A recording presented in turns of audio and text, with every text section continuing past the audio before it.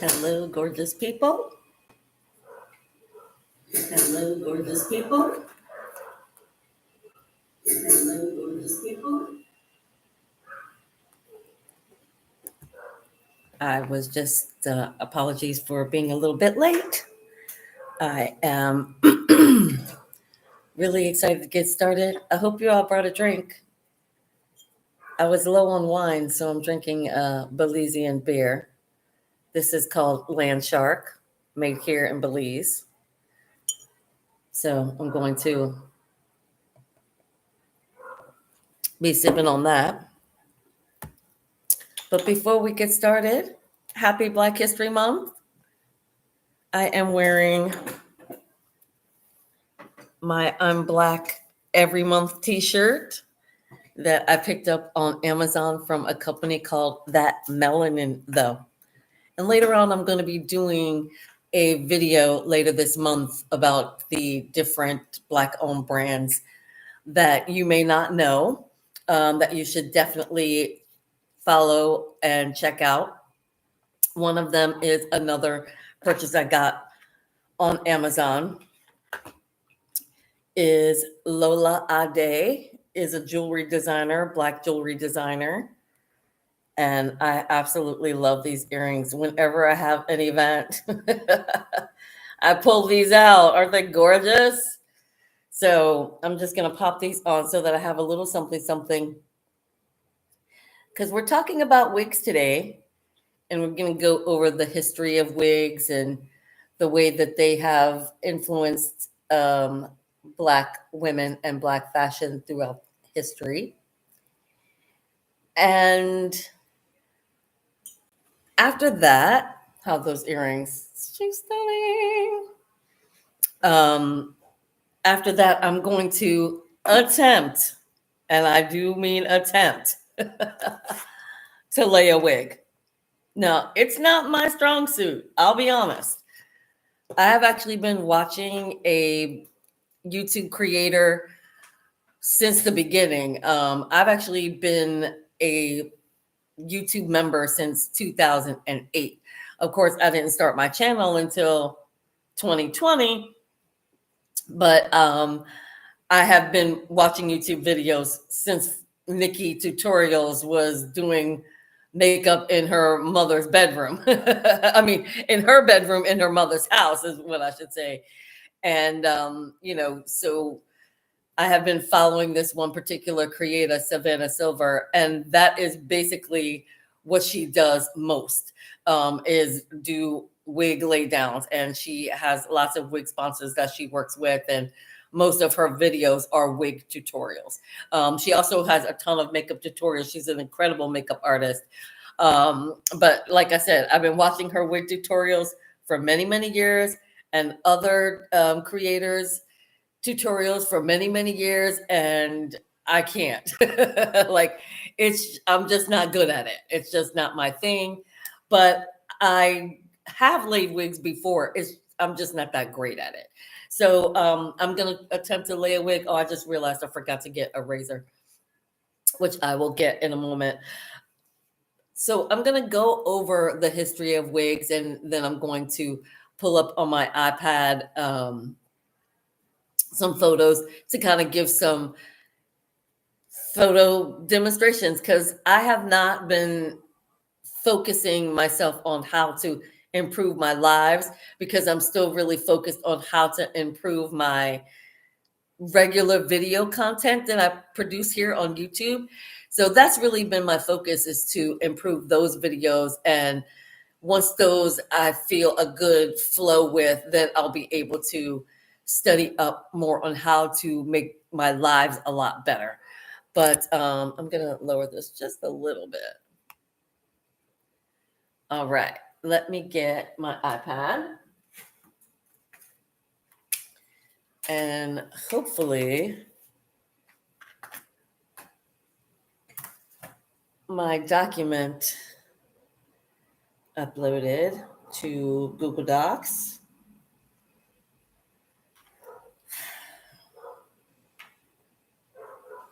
All right. Before I start the read,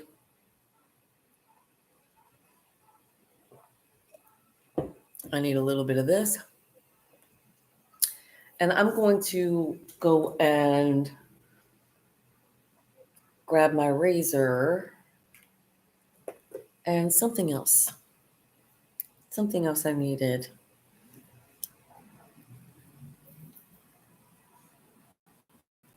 I can't think of it at the moment. But I would hate to get up and be like, oh, I forgot that. And then come back and be like, oh man, I got to go back out again to get the one other thing that I needed. And I'm also stalling a little bit. I do want this video to be a little bit over an hour. My last video, 2 hours. There was a lot going on in that video. I'll be honest. There was a lot happening, and I should have known better. I should have done a separate video for my unboxing as opposed to trying to fit all of that into 2 hours. So this video, I'm going to try to do a little bit over an hour and see how we go. I see some people joining. Thank you so much. Thank you so much. This is actually the first time I've really advertised on my other social media to come and join my live, because I feel like, yeah, it's time for audience to actually see what it is that I'm doing with my lives. Hopefully you all will leave me some comments in the chat and let me know how I can improve on my lives, what you might want to see next. This month of February, all of my lives will be mostly focused on Black beauty, Black owned brands, and everything having to do with the history of, Black history.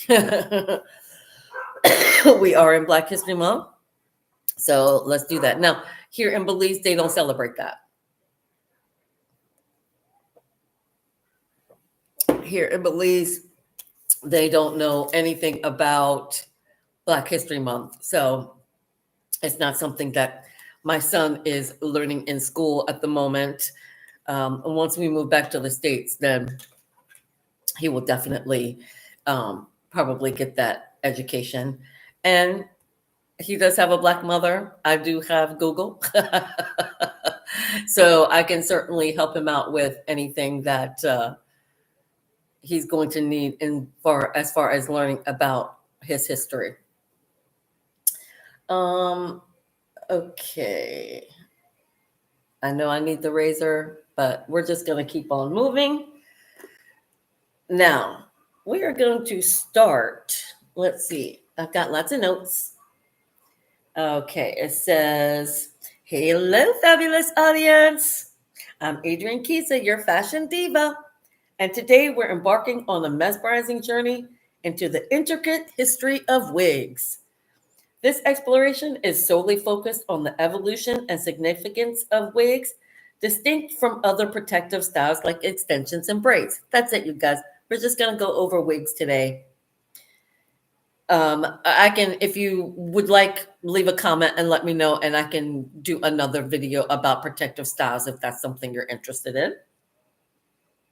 It says, our adventure begins in ancient Egypt, where wigs weren't just a fashion accessory, but a profound symbol of culture, wealth, and religious connection. Imagine the opulence of Egyptian queens adorned with elaborate wigs, crafted from human hair, palm fibers, and beeswax. These weren't merely adornments. They represented a complex interplay of status, fashion, and spirituality, laying the foundation for the fascinating history we're about to unravel. Ooh, okay. So, as we delve into the historical context, we find ourselves in the heart of ancient Egypt, where wigs held multifaceted significance. Oh, it feels like I'm repeating, but it goes on. Okay. So beyond being a status symbol, wigs were intricately woven into the cultural fabric, with both men and women adorning them. The craftsmanship involved human hair, symbolic palm fibers, and beeswax, creating masterpieces that went beyond mere fashion. These wigs were a bridge between the earthly and the divine, connecting wearers with religious beliefs and the grandeur of the divine. So that is the where we go into ancient Egypt. So let me try to find some photos for reference. Okay, well, my Google Pencil's over there, so I might as well grab the razor at the same time, and then we're going to find some photos together.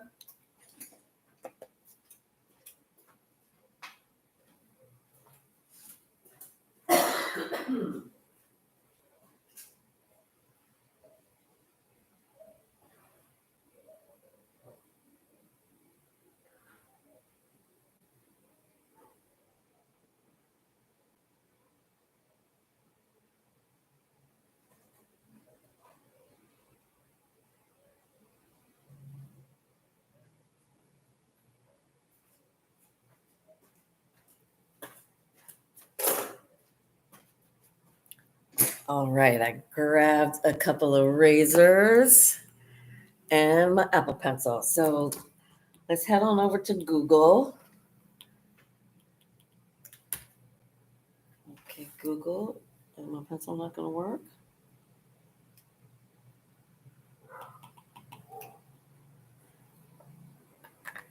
Technical difficulties. While that works, we drink.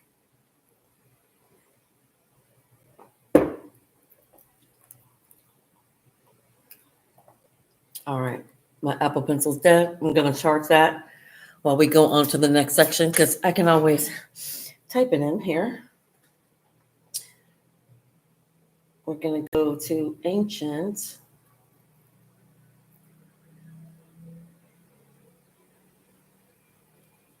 Come on, ANCIENT. Ancient Egyptian wigs. Yeah. I should probably clean my iPad. So here's some images that pull up right off the top. And so now let's go into images. It's going to make me crazy how dirty this iPad is.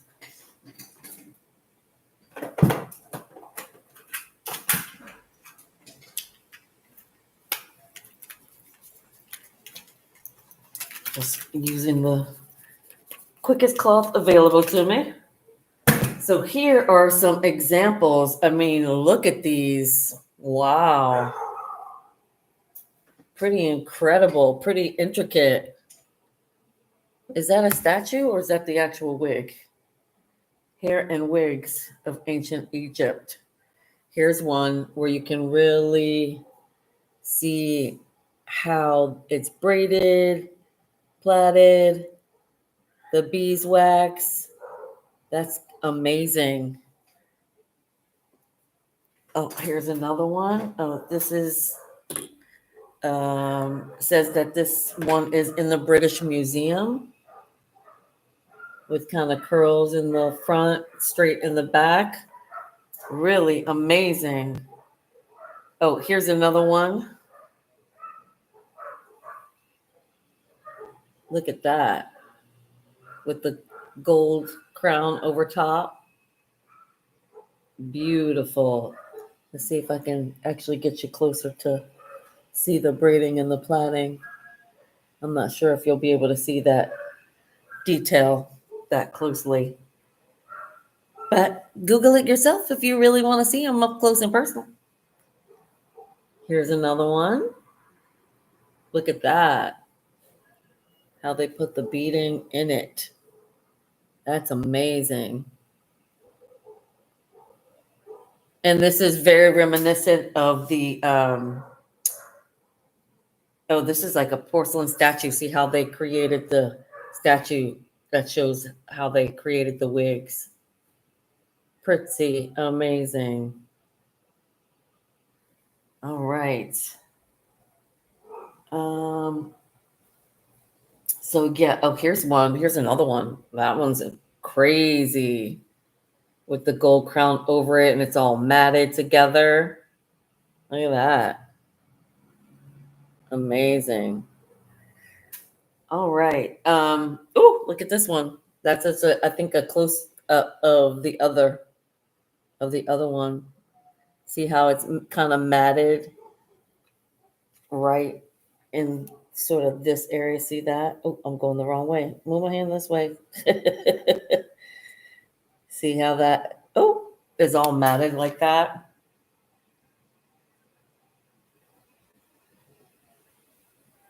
So yeah, that one's amazing.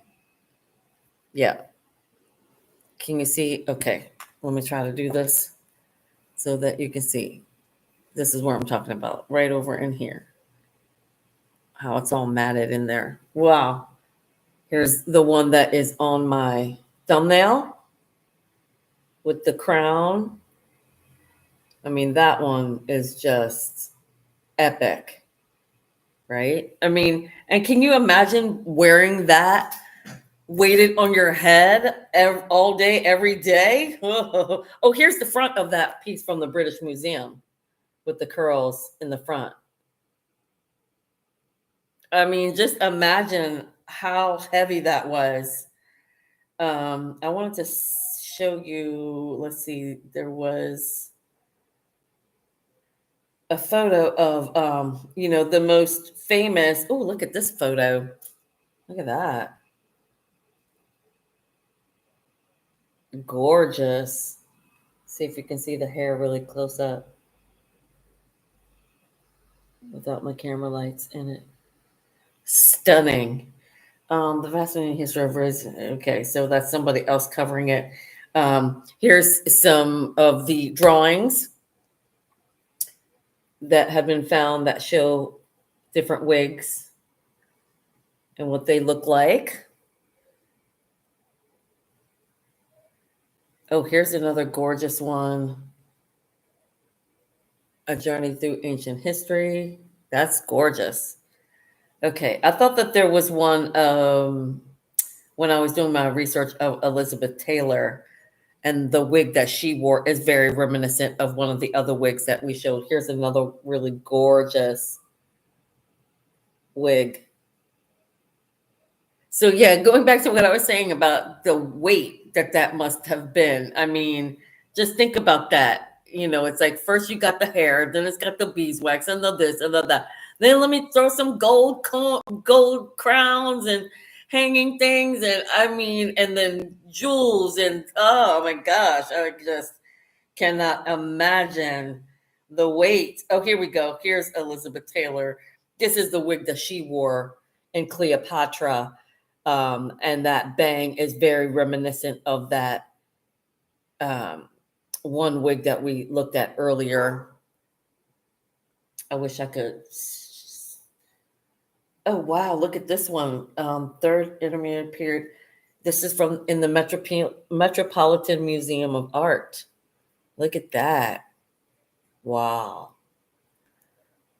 Anyway, so yeah, I was thinking that this, again, here's Elizabeth Taylor as Cleopatra. This wig right here is horrible. Let me just cover that up so you can see just Elizabeth Taylor and how stunning she was in Cleopatra.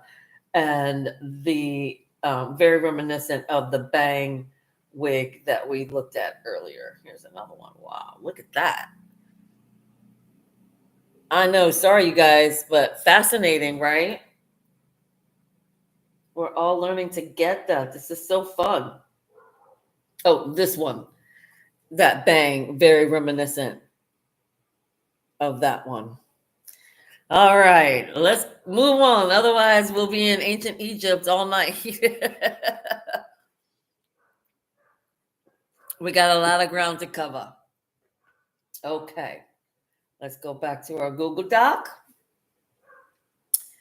And now we're getting into the colonial era. So it says fast forward to the colonial era, and wigs undergo a transformation, becoming symbols of societal norms and European beauty standards. Black women, under the influence of prevailing ideals, began embracing wigs as a means to conform. It's a chapter marked by both fashion evolution and the challenges faced by Black women as they navigated through societal expectations. Wow. So just think about that during the colonial era, as even back at that time, as America is trying to free themselves from Europe, even Black women, the beginnings of slavery and that era and all that, Black women were trying to conform. And then I guess you get into the topic of field Negroes and house Negroes. And I'm assuming that that is sort of what they are referring to, that more of the house Negroes were wearing wigs in order to conform, so that their slave masters, when they had guests over and things like that, that they looked more European than as opposed to our African natural hair. Speaking of which, I am wearing my natural hair. This is like 4 days of no. It's got to be at least a week's worth of being in this particular style. It's very dry today, and we're going to put some oil on it before I lay this wig down. But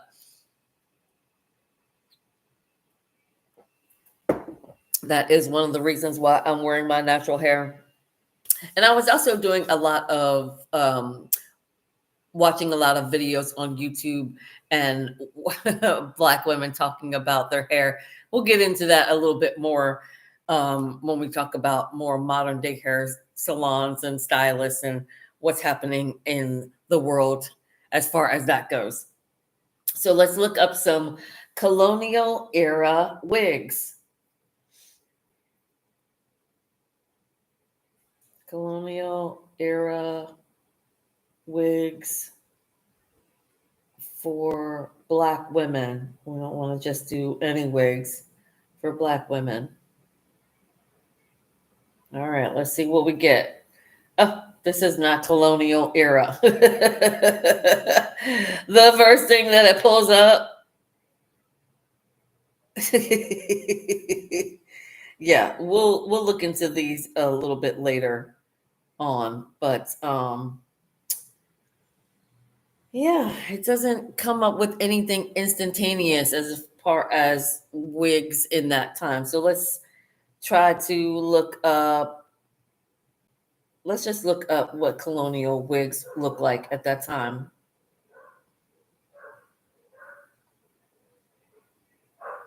Because I'm sure that they were a lot of the European styles of wigs. I'm assuming that, you pull up colonial era wigs and you get a lot of the powdered wigs and things like that in that era, but nothing specifically as to Black women wearing these types of wigs. So let's Google that. Did Black women, let's say, what types? I'm doing this with one finger, so I apologize if it's taking me a second. What types of wigs did Black women wear in colonial times? Okay, again, it's not giving me specifically Black women. So I'm going to be a little hesitant on that section of my research. Again, a lot of the wigs during colonial times were the big powder poofy wigs that we all know about. I'm assuming that unless you were very wealthy, which Black people were not during that time, you did not wear that type of wig. I'm assuming that if anything, during that time, Black women, both house Negroes and field Negroes, I mean, all the photos that you see of Black women during that time, they're usually with their natural hair or a bonnet over it or something like that. So let's look at that. So let's look at, I'm going to look at Black hair during, let's say, Black women's hair during slavery. Levery. Okay. So Black women's hair during slavery. So this is what I think about when you think about Black women's hair during slavery. I don't really believe that they were wearing wigs at that time. If anything, it was really more of this European type of style to it, as opposed to, wearing our hair in different braids and things like that. I think during that time, you know, here's some, Afro puffs that are attempting to look very much like the wigs of that day. So that would be the way that our women actually, tried to look more European. Um, these are just braids, you know, these are just women braiding hair. And I'm pretty certain that throughout that time of history, that that was the norm, that it was more about wearing our natural hair and trying to make it look more into a European style, especially for here's a great photo. Love that. I mean, that's just every black woman's memory, right? Sitting on the floor between your mama's legs while she does your hair. She got a big old pick in her hand too. But yeah, I think that mostly our women at that time. Look at this one. Oh, what a great photo! Generations of women doing each other's hair. Lovely, lovely. So that's what I'm basically seeing, and I think that my research wasn't as accurate as I would have liked. Here's a great photo.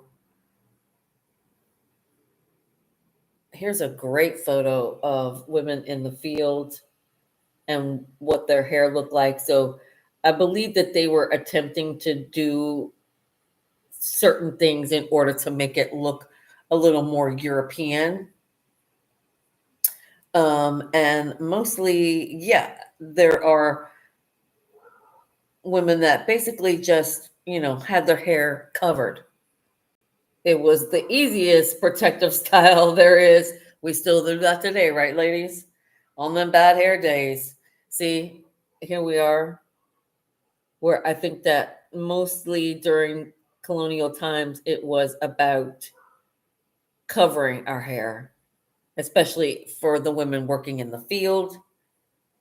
Um, and then there are those, as we get on in throughout history, as some blacks become freed slaves, not freed slaves, become freed, then and start their own businesses and things like that. Then they start getting into wearing more European style. So let's look at, let's say, successful black women during slavery. Let's see what we get. Yes. So this is exactly what I'm talking about. So as women became more successful. This is Ida B. Wells. See how her hair, it's not a wig, but it is trying to look more of a European style. Her dress changes, and all manner of the way she styles her hair changes. Here is another beautiful look at her hair. Look how beautiful. So, not a wig, but again, trying to do more of a European look. Gorgeous, gorgeous, absolutely stunning. Let's see what else. Um, then we have, started wearing very European style hats, again, to sort of hide our hair. And just gorgeous. I love these photos. All right, so I think that's it. Here's another one, and then we'll move on, which is a perfect example. Here we are, she's got a very tight texture hair, but she still wants to look more European. Look at the way she's dressed, holding the fan, the whole air and mannerism. I mean, that's just a queen right there. Love, love, love, love. All right. So that is really what colonial era, that's the way we were doing our hair. But now we're going to flash forward to the era which I'm sure you all have been waiting for, the 19th and the 20th century. So it says our journey progresses to the 19th and 20th centuries, witnessing the continued evolution of wigs. As societal norms shift, wigs become more than a fashion statement. They become tools of self-expression. Black women in particular navigate this era using wigs to break free from imposed standards, embracing their unique identity and celebrating their own beauty. So let's look at early 20th century wigs. Hello. Early 20th century. Early 20th century wigs for Black women. And I think that's pretty much what we covered. We are talking about, still being in slavery, during slavery and things like that.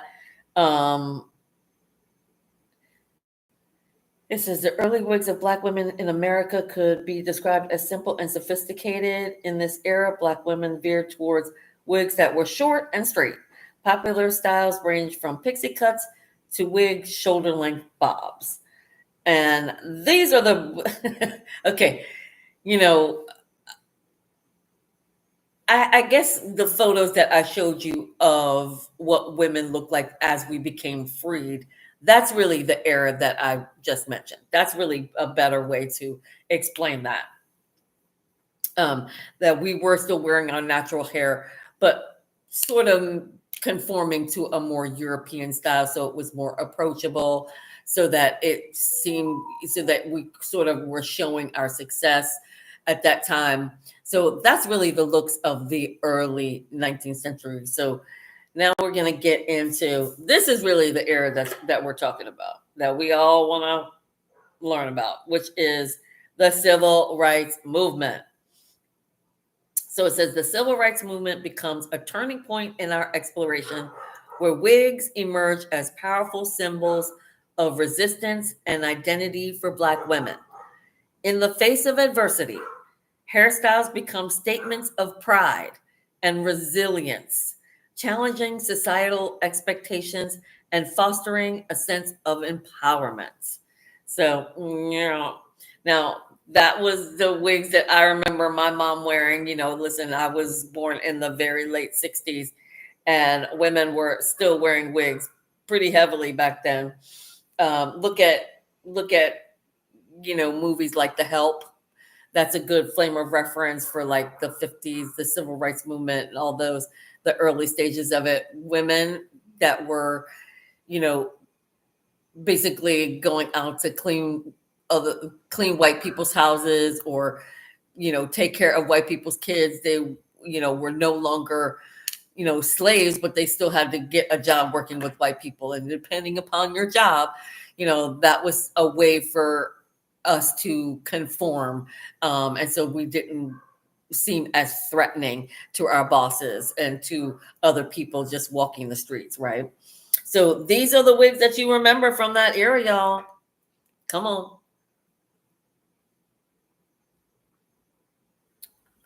Who's saying Diana Ross and the Supremes? Now, those are the wigs that you remember during that era, the civil rights era. And again, the short pixie sort of styles, nothing too crazy, you know, still trying to be non-threatening. That was really the vibe, right? So those are the wigs that, you know, women wore at that time.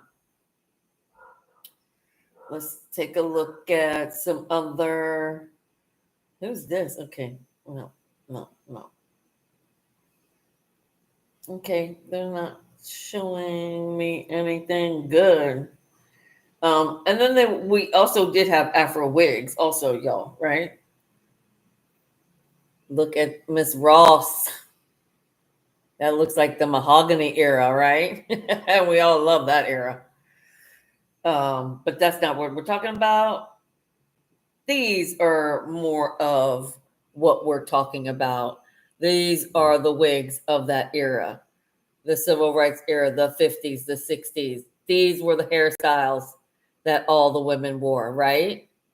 Remember that? So that is the basic overall wigs that were being worn at that time. And we did have the Afro wigs out there as well.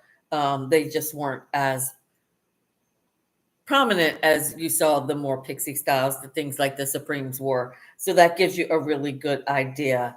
As we get later into the 20th century, then we start seeing a lot more of the longer wigs, definitely the more long, the flowing wigs. Those really come into play. Let's see, now we're really starting about era. So I would say in the 70s, a lot of women, you know, because of the Black Panther movement, because of the end of the Vietnam War, a lot of women just went back to their natural hair. They started doing the afros. They went back to doing braids and things like that. So there is a lot of that going on in the 70s as well. People just seemed a lot more free. You know, Black Power, there was a lot of that. The Black Panther movement allowed a lot of women to start feeling free with their hair. You guys, I wish I could show you some photos of my dad's and his brother when I was a kid. I mean, they had afros that were like on another level. I don't have those photos with me because, you know, I didn't bring any of those things to Belize. I was too afraid that they would get ruined or lost or something like that. And those are my memories. So I didn't want to lose them. So I didn't bring them with me. And then my mom was just the opposite. She was she was wearing wigs like this, her and her sisters. I actually have a photo of them, again, still at my dad's house, stored at my dad's, of my grandmother, my mother, and my sister that all were wearing wigs very similar to this. So I do remember those days. And I wanted to look at Angela Davis. Now, this was the Afro of the year. And I know we're not talking about protective styles, but I wanted you to see, like, she had the fro. This was the Angela Davis fro. And that's basically the way a lot of women were going, Black women were becoming activists. So they said, okay, it's time to go back to our natural hair, right? So that's basically what it looked like during the 70s. Some women went to braids, but a lot of women just went back to the afro, like a full on afro. Here's Angela Davis again. This was 1971, and she was a huge activist, and a lot of women followed her lead in going back to their natural hair. So then we go into the 80s. Now, the 80s hair, uh, listen, I remember that. I grew up during it. 80s hair. We see a lot of, things like the Jerry curl. Who remembers? Leave a comment. Let me know if you remember the Jerry curl. And that was the way we were doing our hair in the early 80s. And then as you go into the late 80s and 90s, then you start getting into hair extensions. I remember getting hair extensions. Um, and you would have like your leave out, and then you would have all your rows of hair extensions. And it was, I'm going to say, yeah, it was the early 90s is when that was sort of what women were doing. Let me make sure I'm not missing any part of our history lesson here as I'm flash forwarding and telling you all my story. Okay, so fast forward to the present day, and wigs continue to be dynamic expressions of Black women's fashion and identity. Beyond aesthetics, they serve as canvases for creativity and celebrations of diverse beauty. So, okay, Okay, so it says, yeah, using wigs as tools of empowerment, self expression, and the celebration of their heritage. It says throughout history, influential figures like Josephine Baker and Nina Simone have left an indelible mark on embracing wigs, showcasing the intersection of fashion, activism, and cultural pride, just like I was saying. Um, and you might as well just lump in Angela Davis in there. It says their stories illuminate the power of self expression through hairstyles, inspiring generations to come. We'll delve into these stories. And yeah, so it says gaining insight into the profound impact of wigs on cultural narratives. So that's where we are. So, like I said, in the 90s, early 90s, late 80s, yeah, there was a Jerry curl, and then we went through that. And then, so yeah, came the hair extensions. And it wasn't until, and I'm going to tell you, I remember the moment. It was when Tyra Banks on America's Next Top Model, when everyone started to get on the wig game. You know what I'm saying? Because every week Tyra was flashed um, all over our TV screens, and she had a different hairstyle every week. And that's when women were like, okay, let's start doing the full on wigs and starting doing lace fronts and things like that. And that's really where the whole evolution, revolution, or mania of wearing lace front wigs came from. And, I know that there were other celebrities that were doing it, but I think that it was really Tyra Banks that brought that to the forefront of what we could be doing as far as wigs go, with our hair. And then it became not just, oh, we're going to wear wigs because it's beautiful, and they are, but we're also going to wear wigs because it protects our natural hair. And then there's a lot of debate on the internet. You can go over to YouTube, about women that are, and I actually just saw a video on TikTok as well, that a lot of women that um, stood against that, did not want to wear wigs anymore, mostly because it was damaging everybody's edges. And I'm happy to say that I still, although they're white, I still have all my edges. And that's because I didn't get into the wig game at that point. At that point, I did a big chop and cut off all my hair and have been natural ever since. Now I just saw a young girl on TikTok the other day talking about how she's over it. She did it. You know, she can say that she did it. She can say that she went through the natural hair process, but she's over it. She's going back to the relaxers. She's going back to the creamy crack. And that's just it for her. Now, I will say I am the same way with my hair. When I did my big chop and my hair started growing back, I was like, this is a lot more work.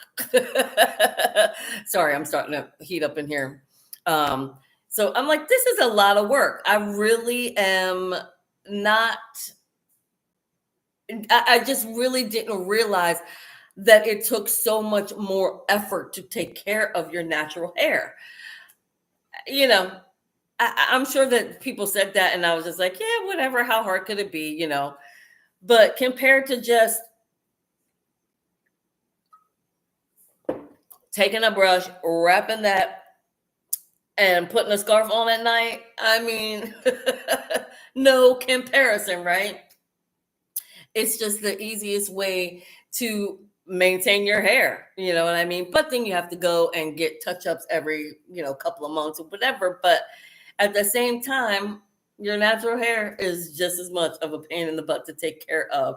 Right now listen, I learned how to braid at an early age, so I can do my own cornrows myself, but a lot of women can't.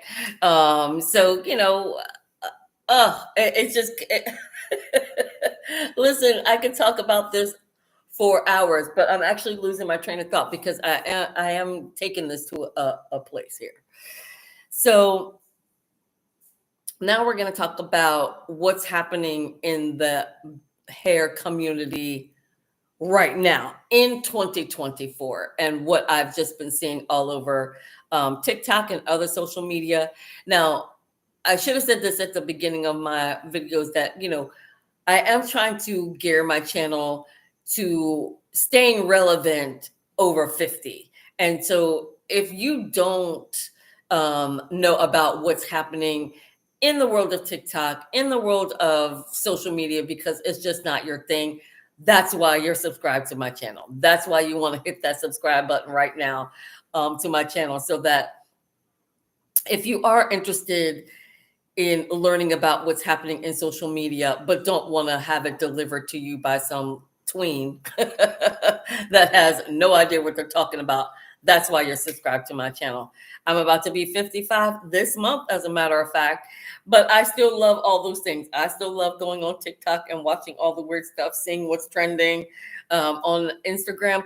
I'm actually just getting back into Instagram. I sort of swore off Instagram sort of in Q4, but I'm sort of kind of getting back into it as well. And also Facebook. Facebook is getting ready to turn 20 in like 2 days.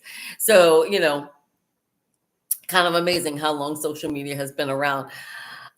Anyway, so what I've discovered on social media about what's going on in the hair community right now is Black women are fed up with hairstylists. And I'm assuming that this is happening in the US. It didn't really have a location stamp on it. I don't know if this is happening all over the world. I do my own hair, and especially since moving to Belize, I've been doing my own hair. I am going to venture out and sort of see what the hairstylists are like here in Belize, and I'll try to bring that content to you. But I'm just assuming that what Black women are annoyed about is the prices that hairstylists are charging, and they're not even giving you good service. So if you are looking on Instagram and you happen to see a hairstylist that posted up a reel of her work and it looked amazing, and you DM this stylist and ask them what their prices are, Black women are shocked and they're fed up with the insane prices that these women are charging. And a lot of it had to do with, post-pandemic, women were just able to start charging crazy amount, or during the pandemic, I should say, women were just, stylists were able to do work out of their house and still charge some outrageous fee. And, during the pandemic, if you had no choice, you would just pay it. But then the stylists have all these concessions to their insane pricing. They want you to come with hair washed, conditioned, blow dried, and basically flat ironed, especially if they're doing braids or laying a wig or doing a protective style of sorts. Yeah, they want you, they don't even want to trim your hair. You know what I mean? They want to basically get you in their chair, braid it up, lay that wig, or do the braids, whatever it takes. And they don't want to take the time to even wash your hair before the service. Gross. Okay? Just gross. You have no idea what other people have and how clean they are coming to the salon. And then the stylist is working in your hair with the same tools, and then she's just going to turn around and use the exact same tools in your hair. Think about that. They say that stylists are late. They're charging you a deposit in order for you to even book the appointment. Then if the stylist is late or cancels on you, they don't give you their money back. It's crazy over there. So a lot of Black women are fed up with the high price that stylists are charging for basic services that most women can probably go to YouTube, check out Savannah Silver. And then there's another young lady that I used to follow, Glam by Ty, who used to be on YouTube, but I noticed that she's doing a lot more on Instagram and TikTok now. But just Google it, wig tutorials. How do I lay my wig? And you can find YouTubers that will teach you how to lay your wig. You know what I mean? The hair is expensive enough. You know what I mean? The price of hair these days is expensive enough. But then to have to charge additional fees, you got to bring your hair. The stylist has got you holding the braid hair. I mean, it's not a relaxing experience, and women are getting fed up. Now, is it their fault for looking on Instagram and saying, yeah, I want that style? A little bit. You have to take accountability. I saw one stylist on TikTok yesterday talking about how she was 27 years in the game and that she was able to retire. But she was like, yeah, if you go into a salon and they're not willing to wash your hair, that's just like the basics of what you learn in cosmetology. Run. Run.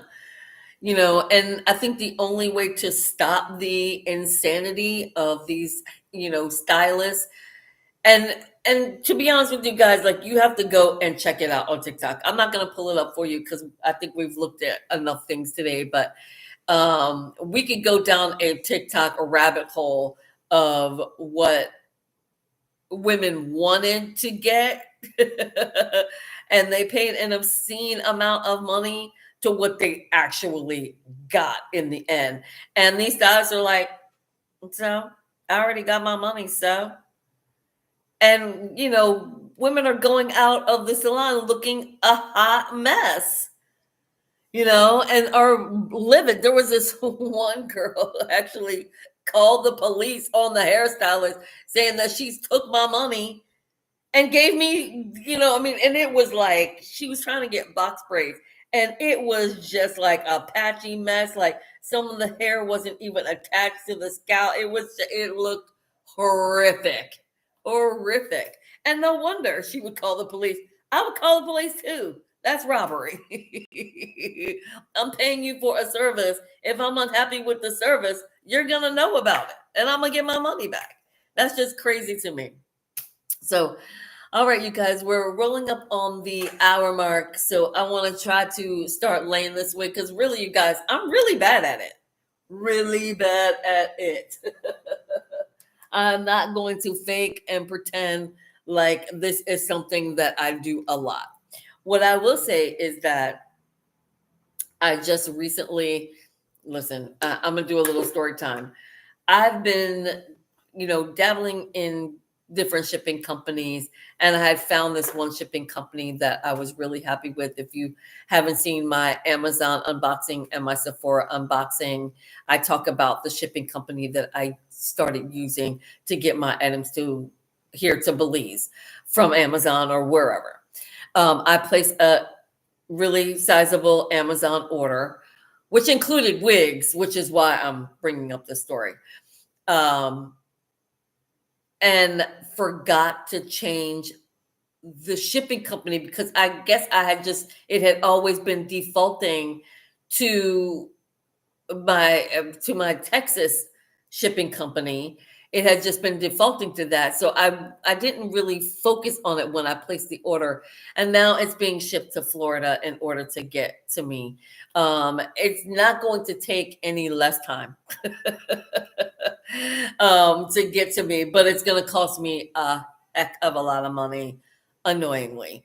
But I was able to reach out to Amazon and they canceled some of the order. So I was able to reorder everything and ship it to the correct shipping company that I like.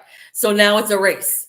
Now it's really going to be a side-by-side comparison of the two shipping companies. So I'm going to do a video about that because the reason I stopped using that original shipping company is that the customs agent that I had to work with, I think it kind of has been ripping me off. And I really just did not want to have to pay those fees. You know what I'm saying? So I will do a whole separate video because at this point, none of those boxes are going to get here before mid-March. That's just the way shipping works in Belize. Like I said, if you didn't know, go check out my latest Amazon and my latest Sephora unboxing videos. And yeah, it takes at least 3 weeks to a month. Now that's once all the packages gets to the shipping companies. Then the shipping companies are on a schedule. So like if your boxes arrive the day after they've already done a shipping, you have to wait another week for the next shipping. So yeah, it could take anywhere from a month to a month and a half to get your items from the States or from Amazon, I should say. So yeah, look for that video. Make sure to subscribe, hit the notification bell because I am going to post up that video. So if you live here in Belize, I'm getting ready to do a side-by-side of shipping companies and the best shipping companies to get your items from the States. All right. Now, this is the wig that I have. Now, what I will say about this wig is I bought this like 3 years ago, 2 years ago, something like that. I've never pulled it out of the black package. So this is not one of those glueless wigs and all that. It's not the one with the straps in it or anything like that. It's just a standard wig. But I have it, so I'm not going to waste it. But the wigs that I did just recently purchase from Amazon are the glueless wigs and are a lot more modern, meaning like they have a lot more parting space and all that stuff, just 5 years ago or something like that. Like the thought of a glueless wig was a pipe dream. These are the types of wigs we were working with right here. And I do remember spending a pretty penny on this wig at the time. I bought it at a beauty supply store in Maryland. And this is what we're working with, This actually isn't bad. It's got some good parting space to it.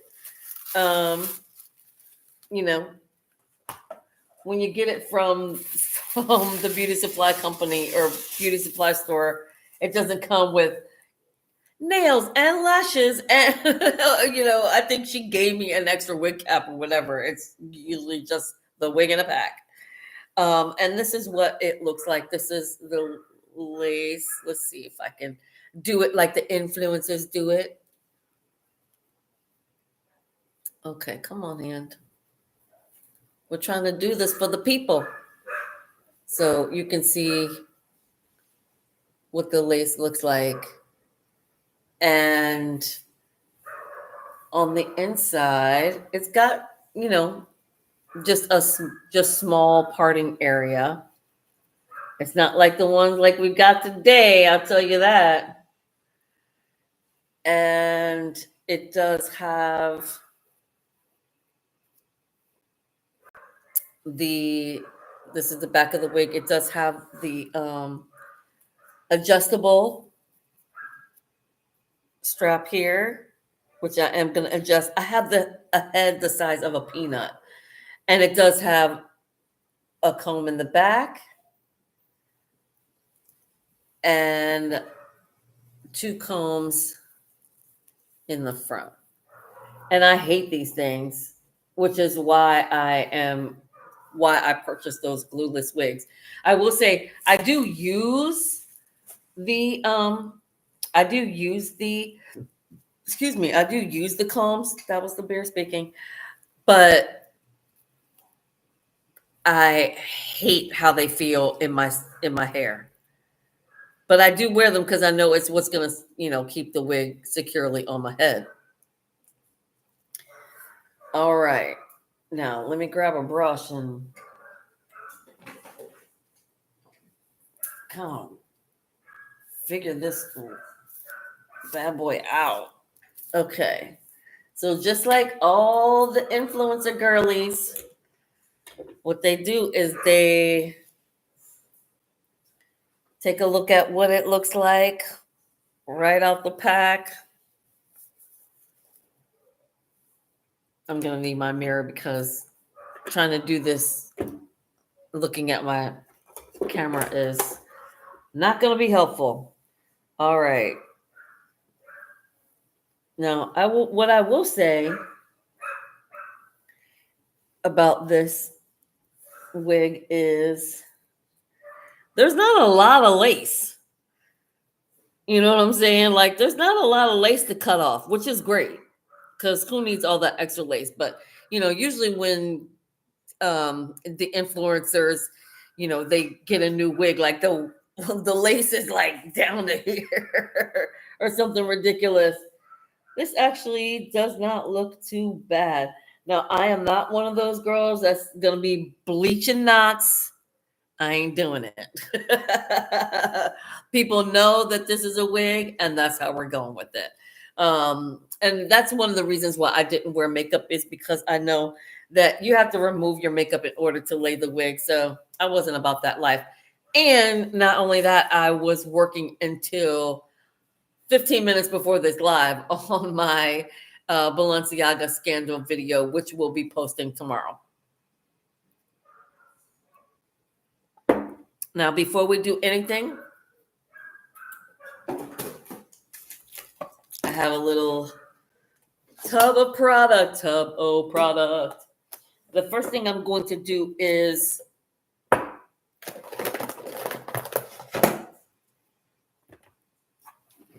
I'm going to get a little bit of oil to the hair, to my natural hair. Although I have started wearing wigs for my videos and things like that, I haven't been laying them. And I'm going to take off these earrings. Also, I feel like they're going to be a hindrance to this process. Like I said, I have not been laying my wigs down. So when you see me on live or my photos and stuff like that, they're just on there. But I have not been laying my wigs because, I live in the tropics. It's hot. It's hot here. And, if I'm going to be going out and doing this and doing that, I'm going to sweat that wig out. I'm going to sweat it out in no time flat. By the way, I'm going to put in, this is This is the silicone mix. This is like these are anti-aging drops that I like to get on my scalp.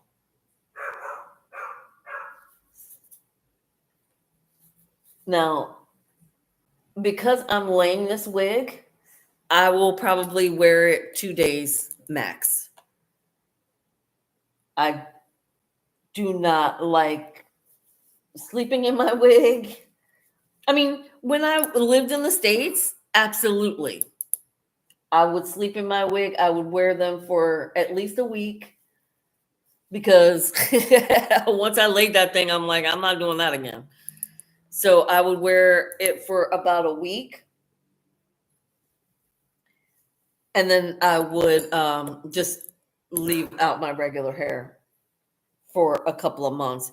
And usually the only time I was wearing my wigs is in between hair color.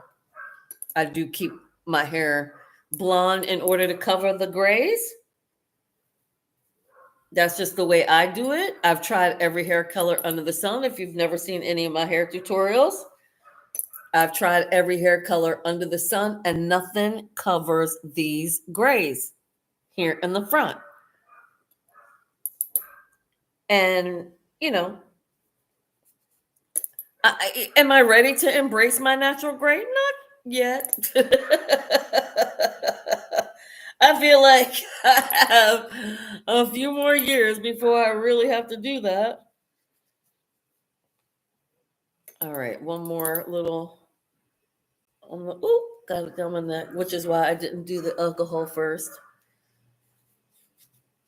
All right, now that is just a little bit of oil to really keep my scalp hydrated. Once I take this wig out off in a couple of days, of course, I'm gonna be filming a ton of content while I have it on. That will just keep it hydrated in there. It's not really wet because the last thing you want to do is lay your wig with wet hair. Do not do that. Because if you are a person that will wear your wigs for more than a week, you are going to get mold on your scalp. No joke. It's a thing. So make sure that the hair doesn't feel wet. And the more I rub this product in, it kind of loses the wetness of it. And then you just feel let's see if you can even see it. It's just really moisturizing. I can feel that on my hands. Now, I'm also not going to be doing the ball cap method.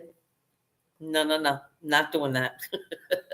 Another thing that's just a lot of work for when you're just trying to lay your wig for a couple of days. Now, a lot of the influencer girlies, they wear their wigs for over a week. And if that's your preference, go for it. It's just not my preferred method. Now, when you if you've never done this before and you are actually watching this as a tutorial, don't. Go find somebody that's really good at it. But what I do know is you want to get it right at your edges. And then around the ears. Now, again, I have a very tiny head. So what I do is I take the extra and I tuck it under here like that. Just like that. And that will keep my wig cap nice and tight. Just like that. Now, I could, let's see, am I going to need some, I'm just going to put it on to see what the parting looks like with this wig cap. It's pretty light, but it's not so bad. You know what I mean? Because, of course, your scalp is always lighter than the rest of your face. So I'm going to leave it. I'm not going to put any foundation powder, which you could do, put the foundation powder where you know it's going to part. I'm not going to do that. What I am going to do is I'm going to tighten up the back of the wig. Now, it does come with the elastic, like I said, on the side. I usually put it at the tightest hole I can get it in because, like I said, I have a pea-sized head. What I don't like about that is when you, gosh, dang it, is that when you do wear a wig, you're inevitably going to have a gap back here. And I don't care what these people say about damn, they really locked that bitch in there. Oh my god, I could spend like an hour just trying to get this thing out. Okay, there we go. Now I'm going to put it in usually right around here.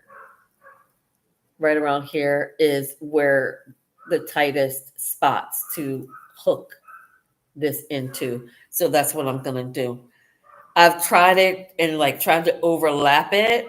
That does not work.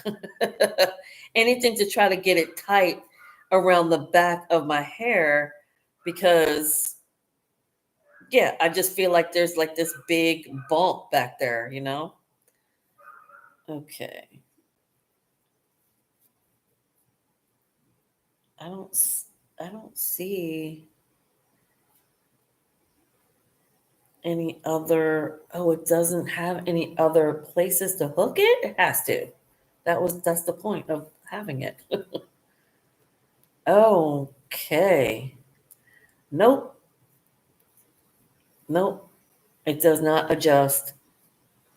It doesn't adjust like that. It only has one slot for you to hook this in. Well, that's just sucks. Oh well. Moving on. Let's see. Hold on. Is this a hole here? It's really small. This thing is a pain in the ass. And I don't want to go too long on this video over this stupid wig. All right. I think it has just one extra spot for you to hook this in. That's annoying. All right. Now, come on, come on. Okay. I don't think we're going to have time to get this whole wig laid, but we're going to go through the basic steps, I think. Come on. Ugh. I just hope my new wigs are not this annoying because we've come so far in the way wigs are made now. Like I said, 5 years ago, thinking about a glueless wig, yeah, we didn't know that. I mean, there were women that were taking elastic and sewing them into their wigs in order to make them glueless, but not a lot of companies were making glueless wigs. All right. Next thing that from watching Miss Savannah is getting off any oils or makeup or anything like that that you have on your skin. What she uses is alcohol. Just basic alcohol will make sure that there's no products, no makeup, no skincare, nothing around that area that will ensure that the glue will have some holding power. Now, the next thing Miss Savannah does after that is, I'm pretty sure she puts the wig on, lines it up where she's going to lay it. Look at the lace on the ear tabs. I'm actually going to pin the hair back.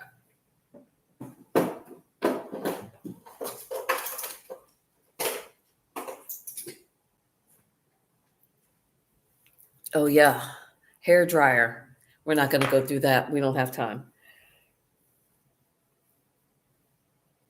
All right, let's put the wig on. I'm going to go ahead and attach the combs this time so that I can figure out where they are going to lay. And, like a wig like this, you have to use the combs. Otherwise, you're going to be in a breeze and that thing is going to fly right off your head. All right, I'm just going to clip this out of the way so I can really concentrate on what I'm doing here in the front. Okay, now I've got this pulled down way too far because this is where my wig cap is. I'm going to pull that down. And I don't want to lose that much of the wig. Like I could just go ahead and cut it, cut all that out, but I feel like that's just a waste. So let's take the combs out. Make sure we are adjusting it correctly. Pull our wig cap back down, cover up them edges,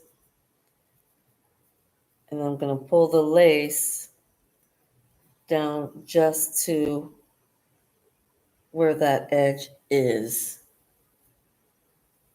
Then you want to look at your ear tabs, see where that's going to lay. And this wig, unfortunately, like I would need to cut a lot of this ear tab out because this is the top of my ear is up here. And unfortunately, the way that the wig is created, I don't think that I can do that. So what I think I need to do is maybe I can cut out just this part here. But I feel like this is part of the actual structure of the wig. So I'm a little nervous. And like I said, I don't do this all the time. And the last thing I want to do is cut it and ruin it. You know what I'm saying? So, all right, we'll see. We'll see what happens. And now I feel like I do need wig powder because that's extremely obvious in there. Or not wig powder. Not wig powder, but just like a powder foundation on the wig cap. All right. But I think for now, I'm going to take that off.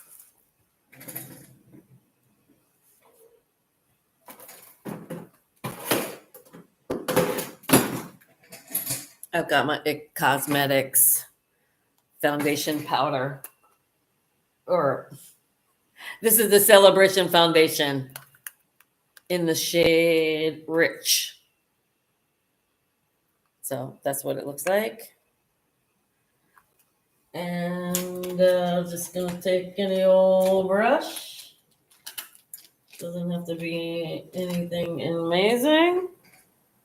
Oh, I definitely don't want to use that. That's one of my good brushes. I have like 1,000 brushes over here. I don't know why I'm being so picky about it. All right, I'm just going to get some color on there because, yeah, it was really dark. I mean, it was really too light.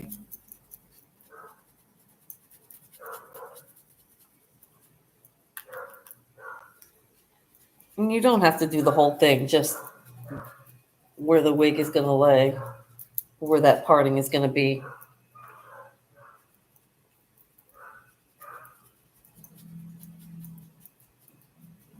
Just get a layer on there like that.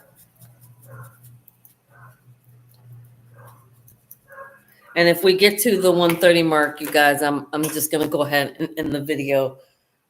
Thank you all so much for watching. I really appreciate it.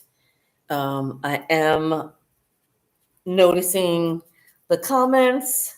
I am noticing the new subscribers, and I greatly appreciate it. Really, really appreciate it. I am going to put a little bit also on the lace, just in that parting area.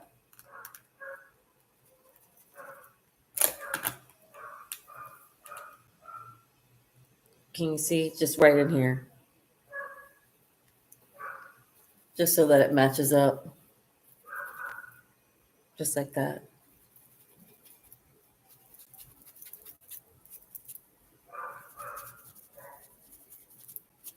You don't have to go crazy with it.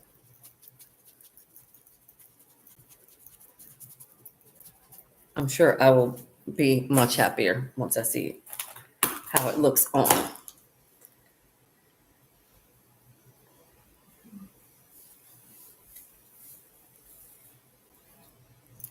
Now I am going to finish laying this wig. Oh, so much better. Yeah. Worth it to put the foundation powder on there. But like I said, I'm not going to keep you past 1:30, you guys. The last time I did an hour and a half, that video seemed to do pretty well. So that's the time frame that I'm going to try to keep these live videos in, unless I can make it shorter. If there's a topic that, doesn't require much context or whatever, I could potentially make them shorter. Yeah. All right. Now,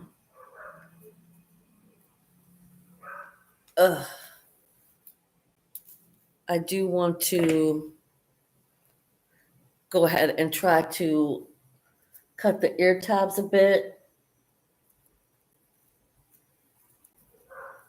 Figure out how I'm going to do that. And I didn't bring scissors, so I don't know that I'm going to do that on camera.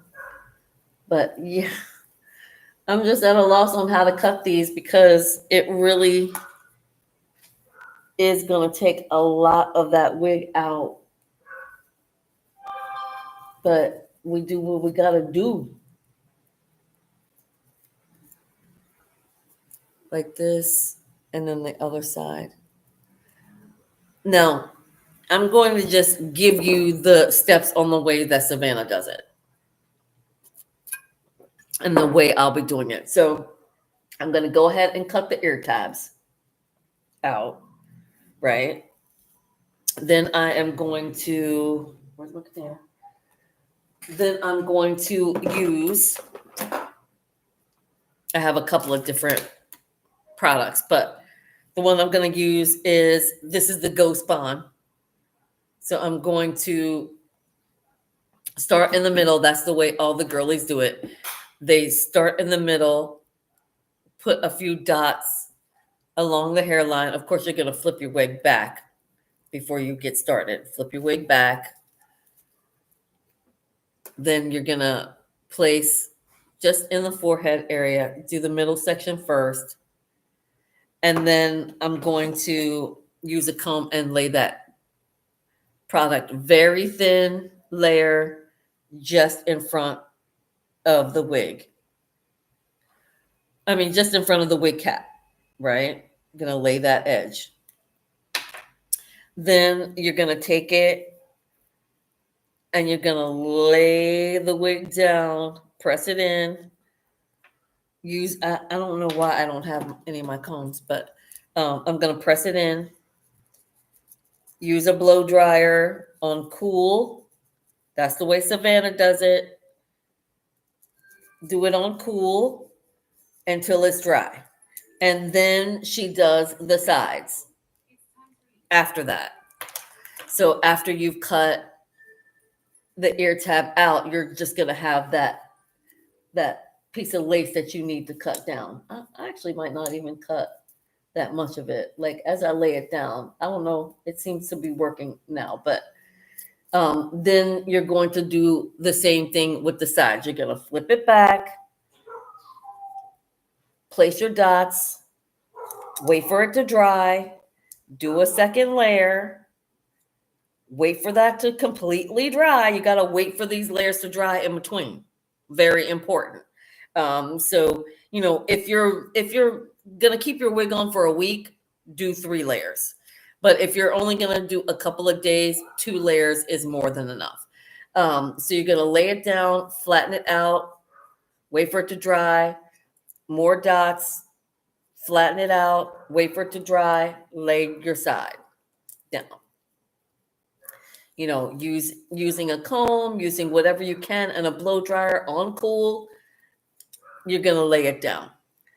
Then once your edges are all laid down, you're going to use a little, what do they call, like a little hairband, and you're going to just tie this on, leave it on 10 minutes. Okay. And again, don't go off of me. Go find some really good tutorials.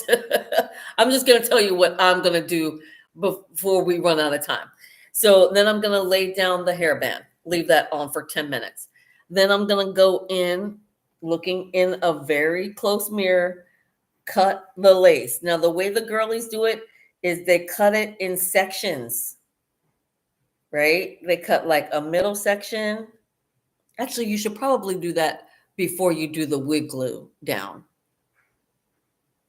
Either way, if you do it before or after, no, do it before. So before I do my glue, I'm going to cut my lace into 3 sections. I'm going to cut it here. So I have a middle section, and then I'll have 2 side sections to work with.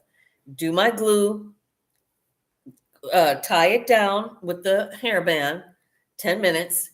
Then you're going to go in with one of these, you know, the little face razors, and then you're going to razor off any excess lace, right? Then you can go in with, I've got a couple products here. You can go in with the Got to Be gel or your Got to Be spray. And you're going to spray any edges after you cut it. Just, you know, just while it's already laid down, just spray the edge just a little bit. You know, a lot of girls, they spray it and then they, you know, really rub it in, right? Once that's in, then you're going to tie the hair with the hairband again. And that's the way you melt the lace. That's what I've been told. That's what I'm going to do. Well, thank you all so much for watching. I really hope that this helped you all learn a little bit of history about wigs and the way that they have impacted us Black women throughout history. Really excited to bring a lot more of this historical content to you during Black History Month. So please, like I said, make sure to subscribe, hit that notification bell so that you know when I will be going live, which is every Friday at 7 p.m. Eastern Standard Time, because that's drinking hour. You've had dinner, you're ready for the cocktail, and that's why I do what I do at 7 o'clock, right? So, or if not, that might be the time that you actually have your dinner. So we're having dinner, drinking wine together, and learning about really cool, fun stuff. I really do appreciate you all with the comments again, the likes, the shares. Make sure you share. Sharing is caring, as Savannah Silver would say, actually. And I really am excited about doing these lives, and I hope you guys are as well. If you have any questions, please make sure to send them to me via comment, DM, whatever it is. And yeah, I can't think of anything else that I want to say.